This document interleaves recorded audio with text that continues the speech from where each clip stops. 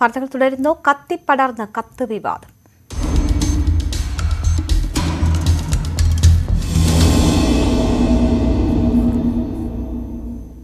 തിരുവനന്തപുരം കോർപ്പറേഷനിലെ കത്ത് വിവാദത്തിൽ മേയർ ആര്യ രാജേന്ദ്രന്റെ രാജി ആവശ്യപ്പെട്ട് ഇന്നും കനത്ത പ്രതിഷേധം. ബിജെപി കൌൺസിലർമാർ മേയറുടെയും സ്റ്റാൻഡിംഗ് കമ്മിറ്റി ചെയർമാൻ DR അനിലിന്റെയും മുറിക്ക് മുന്നിൽ പ്രതിഷേധിക്കുകയാണ്.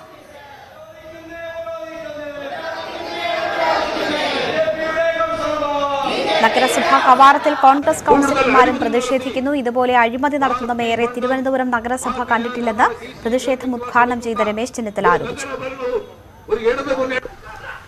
മേയർക്ക് നേരെ KSU പ്രവർത്തകൻ കരിങ്കൊടി കാണിച്ച പ്രവർത്തകനെ CPM പ്രവർത്തകർ കയ്യേറ്റം ചെയ്തു. മേയറുടെ മൊഴി ഇന്ന് ക്രൈംബ്രാഞ്ച് രേഖപ്പെടുത്തും. മൊഴിയെടുക്കുന്നതിന് മേയറോട് ക്രൈംബ്രാഞ്ച് സമയം ആവശ്യപ്പെട്ടു. MG മിഥുൻ വാർത്തയുടെ വിവരങ്ങളുമായി ചേരുന്നു. മിഥുൻ, അതിശക്തമായ പ്രതിഷേധമാണ് മേയറുടെ രാജി ആവശ്യപ്പെട്ടുയരുന്നത്. നഗരസഭയ്ക്ക് അകത്തും പുറത്തും പ്രതിഷേധമാണ്. എന്താണ് കോൺഗ്രസിന്റെയും BJPയുടെയും നീക്കം?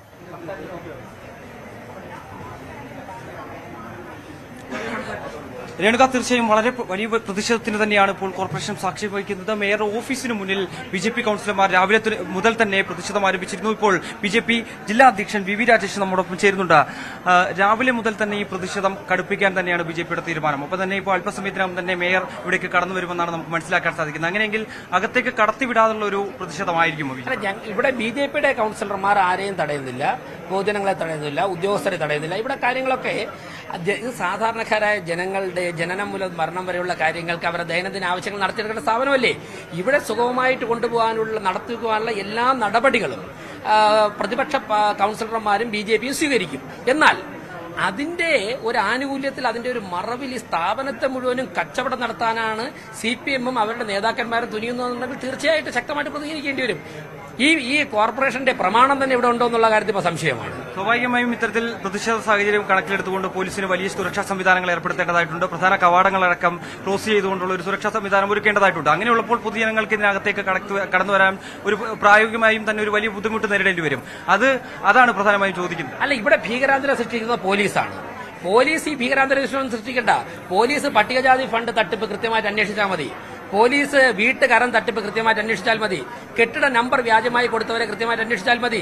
ഈ വ്യാജ കത്തുകൾ ഇവിടെ നിന്ന് ഇങ്ങനെ പ്രവഹിക്കുകയാണ്. ഈ കത്തുകളുടെ ഉറവിടം കണ്ടെത്തി പ്രതികളെ നിയമത്തിന് മുമ്പിൽ ഹാജരാക്കി കഴിഞ്ഞാൽ ഈ പ്രതിഷേധം അവസാനിക്കും. മാത്രമല്ല, ആവശ്യത്തിൽ കൂടുതൽ പോലീസിന് ഞാൻ തിരിച്ചെത്താം. ഇപ്പോൾ മേയർ ഓഫീസിലേക്ക് വരികയാണ്. പ്രധാന കവാടം കടന്ന് മേയറുടെ വാഹനം ഉള്ളിലേക്ക് വരുന്നതാണ് നമ്മൾ കാണുന്നത്.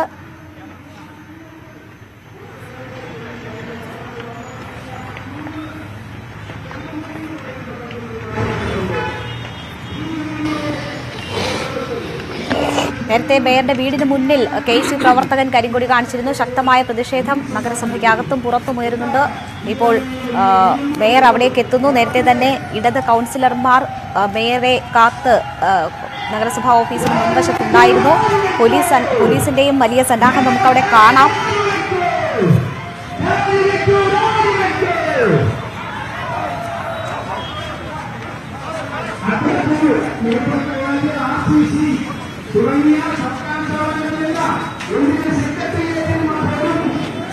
മേയറുടെ രാജി ആവശ്യപ്പെട്ട് അതിശക്തമായ പ്രതിഷേധം ഉയരുന്നതിനിടയിൽ മേയർ ഇപ്പോൾ ഓഫീസിലേക്ക് എത്തുകയാണ്. മേയറുടെ ചേംബറിന് മുന്നിൽ BJP കൌൺസിലർമാരുടെ പ്രതിഷേധം തുടരുന്നുണ്ട്. മേയറെ ഓഫീസിനുള്ളിൽ പ്രവേശിപ്പിക്കില്ല എന്നതാണ് അവർ രാവിലെ മുതൽ പറഞ്ഞുകൊണ്ടിരുന്നത്. എന്തായാലും മേയർ എത്തുന്നു. പോലീസ് സന്നാഹമുണ്ട്. ഇടത് കൌൺസിലർമാർ ഒപ്പമുണ്ട്. ശക്തമായ പ്രതിഷേധം ഉയർത്താൻ എന്തായാലും BJP കൌൺസിലർമാർ ശ്രമിക്കുമെന്നത് ഉറപ്പാണ്.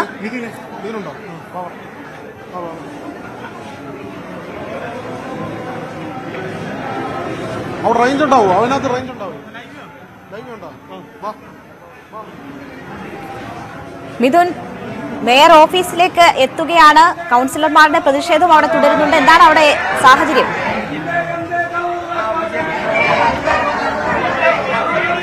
രേണുക, തീർച്ചയായും വലിയ പ്രതിഷേധം തന്നെയാണ് ഇപ്പോൾ ഇവിടെ നഗരസഭയ്ക്ക് അകത്ത് നടക്കുന്നത്. മേയർ അല്പസമയത്തിന് മുമ്പ് മേയറുടെ ഓഫീസിനകത്തേക്ക് കയറിപ്പോവുകയും ചെയ്തിട്ടുണ്ട്. വലിയ സുരക്ഷാ സംവിധാനം ഏർപ്പെടുത്തിയെങ്കിൽ പോലും തന്നെ ബിജെപി കൌൺസിലർമാരോട് ഉൾപ്പെടെയുള്ള പ്രതിഷേധം നിലനിൽക്കുന്നുണ്ട്. ഇതിനെ പ്രതിരോധിക്കാൻ CPM കൌൺസിലർമാരും രംഗത്തുണ്ടായിരുന്നു. അവർ രക്ഷാകവചം ഒരുക്കിക്കൊണ്ട് തന്നെയായിരുന്നു മേയറെ അകത്തേക്ക് കൊണ്ടുപോവുകയും ചെയ്തത്.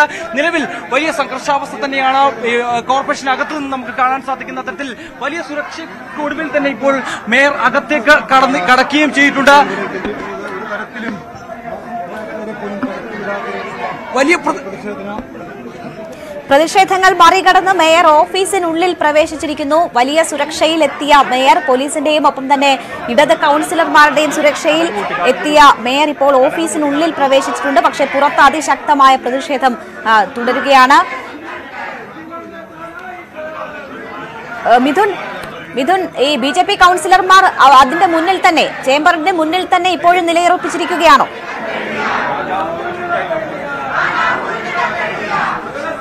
തീർച്ചയായും, അതായത് പിൻവാതിൽ കൂടിയാണ് ഇപ്പോൾ മേയറെ അകത്തേക്ക് കൊണ്ടുവന്നത്. പ്രധാന കവാടത്തിലൂടെ, അതായത് ഓഫീസിന്റെ പ്രധാന റൂം പൂട്ടിക്കൊണ്ട് അതിന് ഫ്രണ്ടിലാണ് ഈ BJP കൌൺസിലർമാർ പ്രതിഷേധം നടത്തിയത്. അതുകൊണ്ട് തന്നെ അതിൽ കൂടി മേയറെ കൊണ്ടുപോകാൻ സാധ്യമല്ലായിരുന്നു. അതുകൊണ്ട് തന്നെ രക്ഷാകവചം ഒരുക്കുന്നതിന് CPM കൌൺസിലർമാർ രംഗത്തെത്തുകയും ചെയ്തിരുന്നു. അവരുടെ അകമ്പടിയോടെ ഒപ്പം തന്നെ പോലീസിന്റെ വലിയ സുരക്ഷാ സംവിധാനത്തിലൂടെ കൂടി തന്നെയാണ് ഇപ്പോൾ മേയർ അകത്തേക്ക് പ്രവേശിക്കുകയും ചെയ്തിരിക്കുന്നതിന് ശേഷം വാതിലുകളെല്ലാം അടച്ചു പൂട്ടുകയും ചെയ്തു.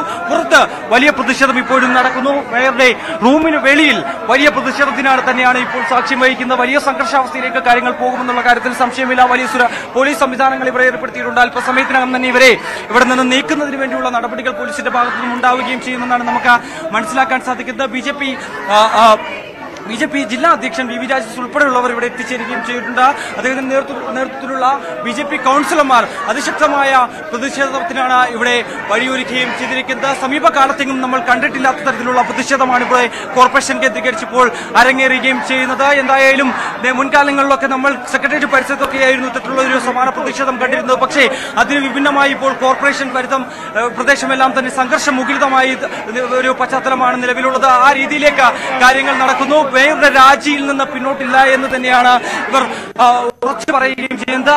എന്തായാലും കനത്ത കാവലിൽ മേയർ മറ്റൊരു വാതിലിലൂടെ മേയറുടെ ഓഫീസിനുള്ളിൽ പ്രവേശിച്ചിരിക്കുന്നു. പക്ഷേ പുറത്ത് അതിശക്തമായ പ്രതിഷേധം, സംരക്ഷണം ഒരുക്കിക്കൊണ്ട് ഇടത് കൌൺസിലർമാരും മേയറുടെ രാജി ആവശ്യപ്പെട്ട് BJP കോൺഗ്രസ് കൌൺസിലർമാരും നിലയുറപ്പിച്ചിരിക്കുന്ന സാഹചര്യമാണ്. മേയറുടെ ചേംബറിന് മുന്നിൽ BJP കൌൺസിലർമാർ രാവിലെ മുതൽ തന്നെ അവിടെ കിടന്നുള്ള പ്രതിഷേധത്തിലായിരുന്നു. പക്ഷെ അവരെയൊക്കെ മറികടന്നുകൊണ്ട് മറ്റൊരു വാതിലിലൂടെ മേയർ ഓഫീസിനുള്ളിൽ എത്തിയിരിക്കുന്നു. VV വിനോദ് ചേരുന്നുണ്ട്. വിനോദ്, അതിശക്തമായ സുരക്ഷയിൽ മേയർ ഓഫീസിലെത്തിയിരിക്കുന്നു. സമരക്കാർ രാവിലെ മുതൽ അവിടെ ഉണ്ടായിരുന്നു. മേയറെ ഓഫീസിൽ കയറ്റില്ല എന്ന് പറഞ്ഞുകൊണ്ടായിരുന്നു അവരുടെ സമരം. പക്ഷെ അവരെയൊക്കെ മറികടന്ന് ഓഫീസിൽ എത്താൻ മേയർക്കായിരിക്കുന്നു. എന്താണ് സാഹചര്യം? ഇന്നലെ അതിശക്തമായ പ്രതിഷേധം ഒടുവിൽ സംഘർഷത്തിലേക്ക് വഴിമാറുന്ന സാഹചര്യമൊക്കെ ഉണ്ടായിരുന്നു. ഇന്നത്തെ അവസ്ഥ എന്താണ്?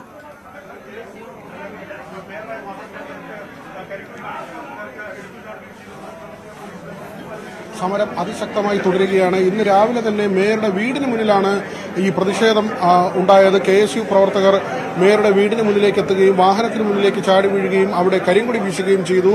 പിന്നീട് ഇവരെ CPM പ്രവർത്തകർ തടഞ്ഞു. അവിടെ മർദ്ദനമുണ്ടായി.